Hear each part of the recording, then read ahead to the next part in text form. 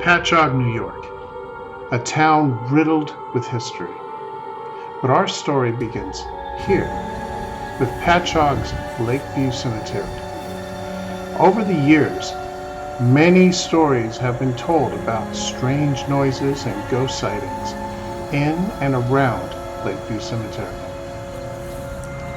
The cemetery grounds have 5 separate cemeteries: Episcopal, Waverly, Girard, Rice, and Lakeview Cemetery. Some of the oldest graves have been dated back to post-Revolutionary War in the year 1794. Today we're going to talk about the house on Blood Hill. We'll start with this: Hart's Tavern, that Washington once dined in. Some evidence indicates this house might be the famous Hart's Tavern, known for an overnight stay of George Washington on his tour of Long Island at the end of the Revolutionary War. When George Washington toured Long Island back in 1790, he wrote this in his journal while passing through Patchogue.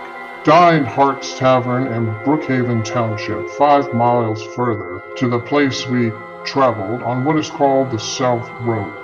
And what he means by that is east of Sayville, 5 miles east of Sayville, and the South Road was called, is called now, Montauk Highway. Once located to the right of the gates in what is now Lakeview Cemetery, all that remains is a large depression believed to be the location of the basement of an old mansion that for decades was owned by Brewster Woodhill, Esquire. Woodhill later sold the mansion to Seba and Elizabeth Oakes Smith in 1860. Elizabeth renovated the home to her liking, then named it the Willows, due to the number of willow trees on and around the property. Years later, when the mansion had been abandoned, stories of noises and ghost sightings centered around the now named house on Blood Hill, which was said to contain a slave pen in the corner of its basement. The house gained its name of Blood Hill as a result to many drunken fights by sailors who would visit the port of Patchogue and engage in bar fights that left rivers of blood in the street.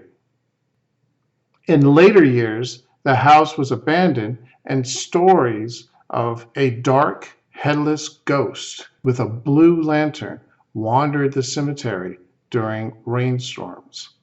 The house burned to the ground in a fire in 1881, and that was the last that we knew of the house on Blood Hill.